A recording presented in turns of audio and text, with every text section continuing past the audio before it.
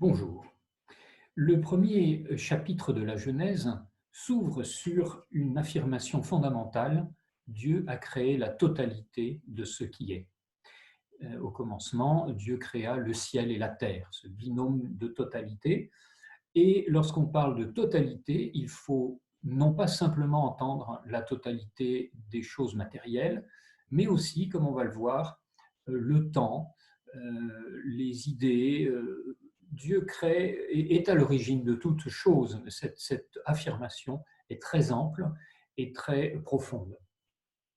La totalité du temps, nous le voyons apparaître aussi dans l'idée que, comme le dit Paul Tillich, que je cite ici, la doctrine de la création ne raconte pas un événement qui se serait produit une fois il y a longtemps. Le texte anglais dans lequel il s'exprime dans la théologie systématique dit d'ailleurs once upon a time, donc c'est-à-dire il était une fois, selon la formule des contes, dans un temps qui n'en est pas vraiment un, qui est un temps hors du temps. Donc la doctrine de la création, dit-il, ne raconte pas un événement qui se serait produit une fois il y a longtemps, elle décrit la relation fondamentale entre Dieu et le monde. La relation fondamentale entre Dieu et le monde. C'est cela que vise le récit. Elle répond à la question qu'implique la finitude de l'homme et la finitude en général, et un peu plus loin dans ce même texte, la doctrine de la création ne décrit pas un événement, elle indique la situation de créature et son corrélat, la créativité divine. Elle indique donc la situation de la créature par rapport à Dieu. C'est ça le propos du récit de la création.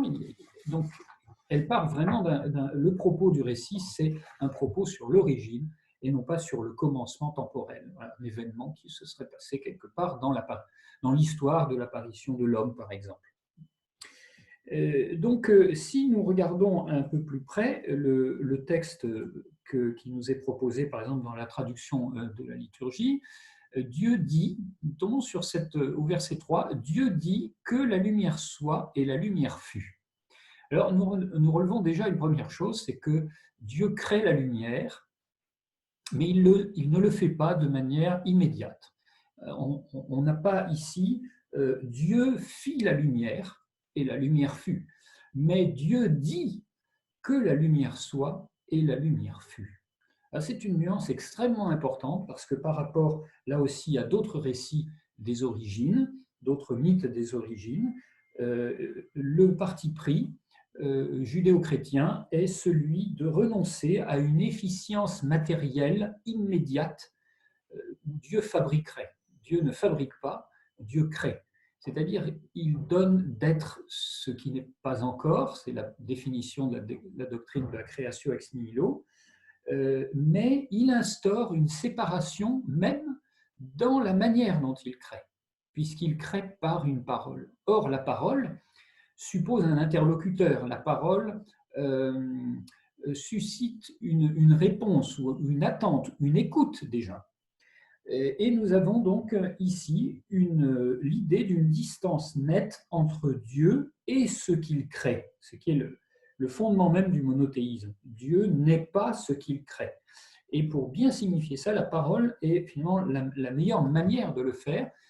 Dieu est totalement séparé de l'objet de sa création. Dieu crée par la parole. Il ne s'agit donc, c'est par opposition à deux modèles classiques dans les autres récits des origines. Premièrement, l'émanation, la création n'est pas une sécrétion divine, n'est pas une émanation de Dieu. Et deuxièmement, elle n'est pas un engendrement, n'est pas une génération, dans le sens du modèle entre le père et l'enfant, ou la mère et l'enfant. Il n'y a pas comme dans d'autres mythes des origines, il n'y a pas une forme d'enfantement, c'est que la création n'est pas enfantement, elle est, venue à la vie, elle est avènement de ce qui n'était pas, à travers une parole